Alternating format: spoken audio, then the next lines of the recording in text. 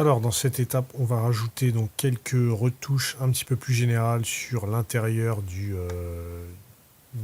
visage.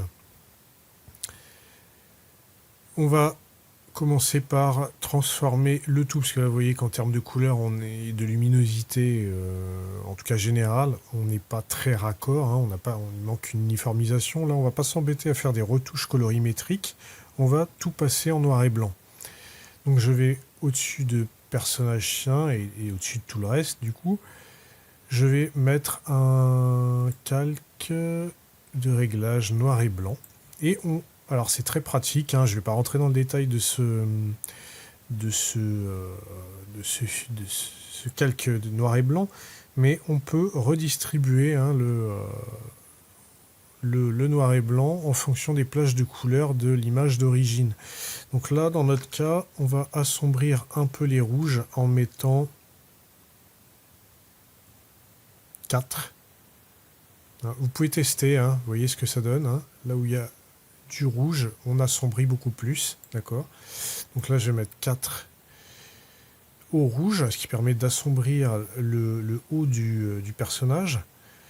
Les verts, on va les placer à... Alors, on est déjà à 40, donc là, c'est bon.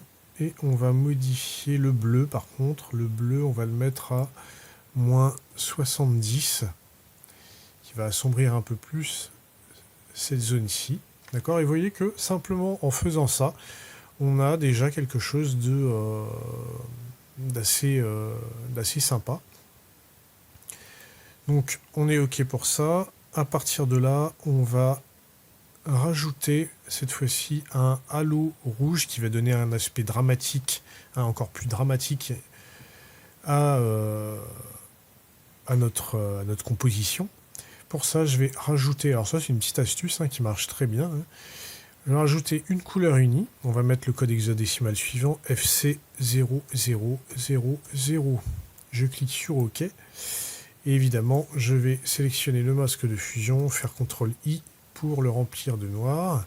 Je vais prendre l'outil pinceau raccourci B, une forme en arrondi flou et une opacité d'outillage 100%. Et là, j'agrandis pas mal. Je fais un clic.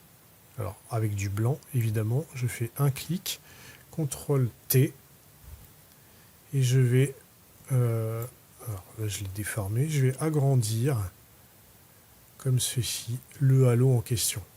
Alors là, évidemment, on risque, vous voyez, de déborder du portrait, et c'est là que on va pouvoir justement créer un masque sur le groupe, d'accord ?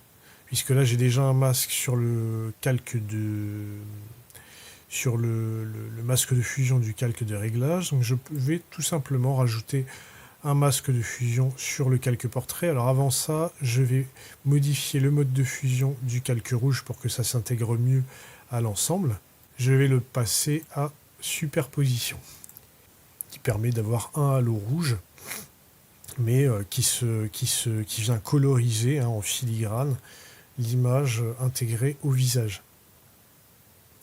Je vais quand même sélectionner le masque de fusion, V, et avec les flèches du clavier, alors là, c'est pas bon, je modifie les modes de fusion, donc je fais Entrée pour valider le mode de fusion, ensuite je sélectionne le masque de fusion du calque de réglage couleur unie, et je vais faire V et abaisser avec les flèches du clavier, ou alors avec le, vous voyez, avec l'outil directement, ce sera plus simple. Voilà, l'idée c'est d'avoir un halo qui vient coloriser la partie, cette zone-ci de l'image. Ok, à peu près comme ça, personnage compris. Donc à faire, CTRL T, je vais agrandir un peu plus ce halo, comme ceci. Entrée pour valider, et je vais récupérer, donc en faisant un CTRL-clic gauche sur le masque de fusion de portrait, je sélectionne le groupe portrait et je vais rajouter un masque de fusion à partir de cette sélection. Comme ça, je suis sûr de vraiment masquer, hein, tout ce qui est à l'intérieur de circonscrire tout ce qui est à l'intérieur du groupe portrait. Et comme ça, je peux manipuler différents éléments sans risquer de déborder du visage.